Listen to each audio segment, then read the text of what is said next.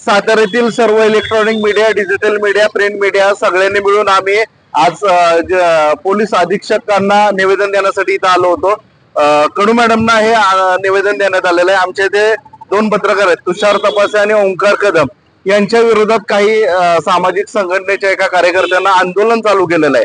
वैयक्तिक जीवनामध्ये आमच्या पत्रकारांनी काय करावं याच्या विरोधात जर कोण आंदोलन करत असेल तर याचा पहिल्यांदा मी निषेध करतो. कारण आमच्या वैयक्तिक जीवनामध्ये आम्ही व्यवसाय कसे चालवायचे किंवा कुठले व्यवसाय करायचे, आम्ही काय बेकायदेशीर कोणते व्यवसाय करत नाही.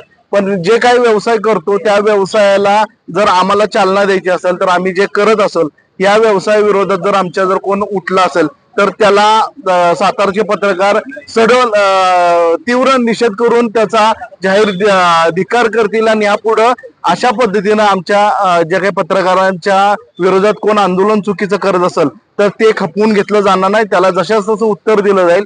आमच्या तुषार तपासे आणि ओंकार कदम यांच्या विरोधात ज्या संघटनेच्या एका कार्यकर्त्यांना आंदोलन चालू केलेलं आहे, त्यांचे जे काय उत्खनन केलेल्याचा जे काय आरोप केला जातोय तो जो काय प्रकार आहे तो सगळा निकाली लागलेला प्रकार आहे. तो त्याचे पुरावे देखील आहेत. असं असताना देखील त्याचा खोटा पुरावा घेऊन किंवा त्याच्यातला जुना जो काय रेकॉर्ड घेऊन त्याच्या विरोधात हे आंदोलन केलं जात आहे.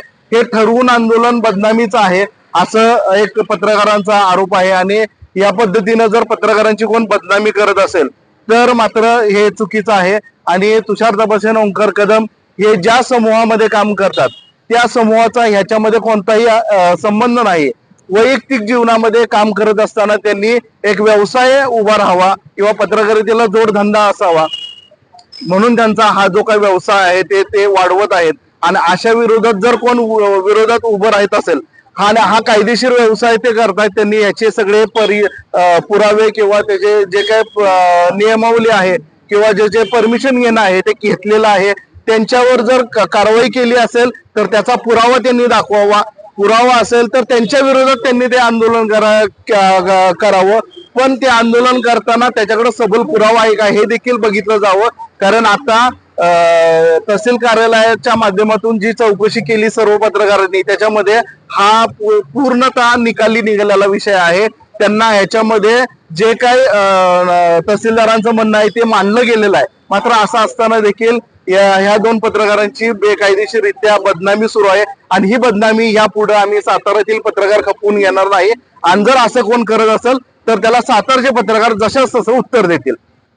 सातारा जिल्हाधिकारी कार्यालयाच्या समोर बेकायदेशीर आंदोलन चाललेलं आहे. जी गोष्ट निकाली लागलेली आहे त्याच गोष्टीचं आंदोलन चालू आहे. मुळात हे आंदोलन वैयक्तिक द्वेषापोटी आंदोलन चालू आहे.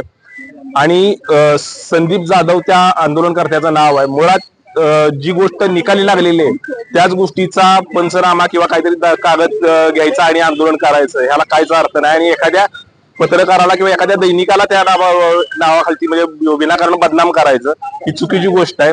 आणि ह्याच्या संदर्भातच आज जिल्हाधिकारी कार्यालयात एसपी ऑफिस मध्ये आम्ही निवेदन दिलेलं आहे. आणि ह्याच्या पुढे असलं कोणताही